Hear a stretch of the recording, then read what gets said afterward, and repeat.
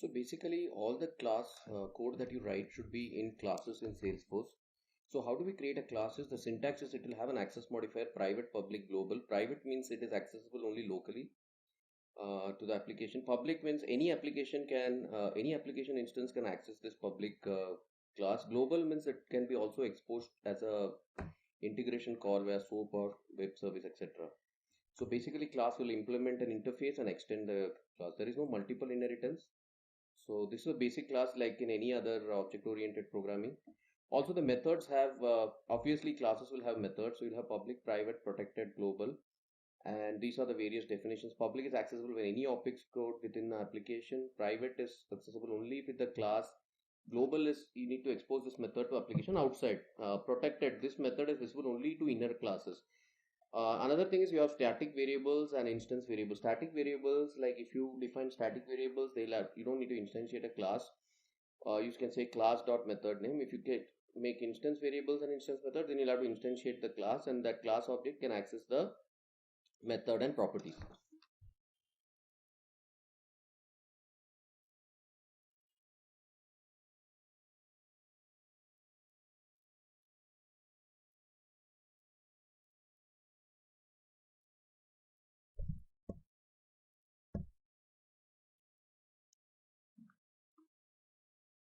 Now this is an example class over here. You have a public class name, and then you have a method. In this case, void means it's not returning. If your method returns any data type, you have to specify the data type. Currently, it's telling public void method name, and there are some code within that.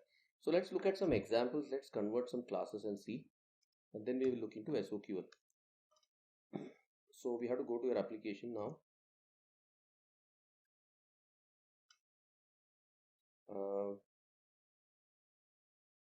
So let's go to developer console and let's look at our code that we have written so far. So if you see, we have written this kind of code over here. So what we'll do is let's try to put all of this into a class. We have a lot of anonymous block code here. So just to see that how it works, let's create a class here. Say first apex class. Another thing is you have to specify which sharing. If you say which sharing, it will implement the sharing rules we have seen in organization-wide defaults and other things. Otherwise, it will run in anonymous system mode. So users will have access to any object. So you have to be careful. You have to specify which sharing. Okay. And then let's introduce a method, public void method1. No parameters currently. If you want to pass, you'll have to pass some parameters like say string x or something. Right now we're not passing any parameters, so it's a double. So we just define a method here, and we are going to say let's take some of this code from anonymous block and add it over here. Okay, so here we go. So how to indent is Control A Shift Tab, Control A and Shift Tab. So let's add a try here. Of course, we need to create an account variable. So what this does is just creating some account variable. So now let us see how to call this method first.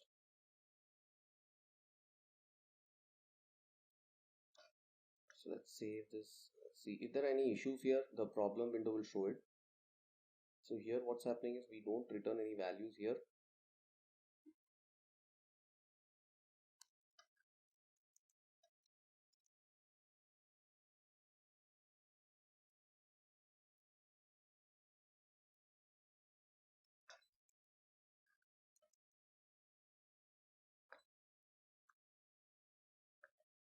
So we say public void method1.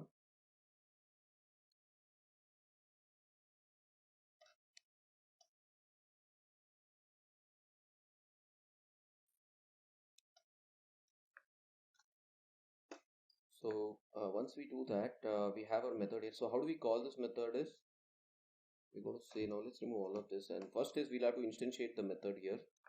First apex class.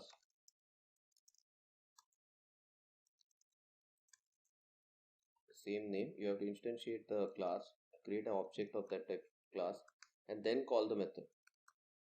We say method1, if we dot method1, then you can now call the method over here.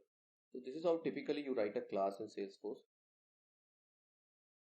Just some problem here. So now it should be fine.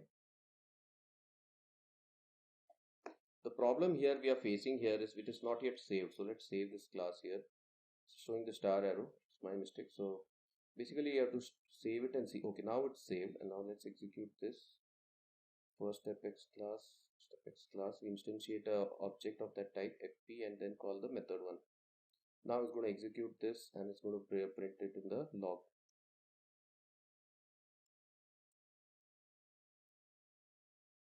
So if you see here, the method is executed and whatever error is there, it's come out. But basically this is how you write your class. Okay. Now another way to write the class is, let's see, suppose we have the class. Now suppose we write public static. So in this case what will happen is all this you don't need to instantiate a class here. You can just call, let's comment this out. You can just call the class dot method. Alright, so this way what happens is a static method will get invoked. You don't need to instantiate an object.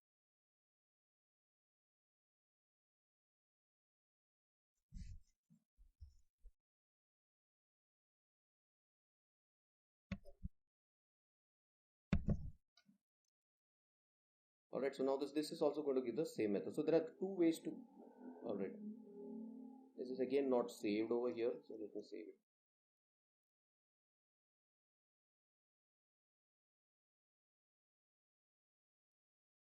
So now it's going to execute the same result. The only difference is, please notice that when you write a class, you don't have to specify when you write a static method, you just call a class dot method name. Okay. So these are the two ways you basically write a class. And public with sharing, you have to give this keyword, otherwise it will run in system mode. With sharing will implement the organization wide defaults.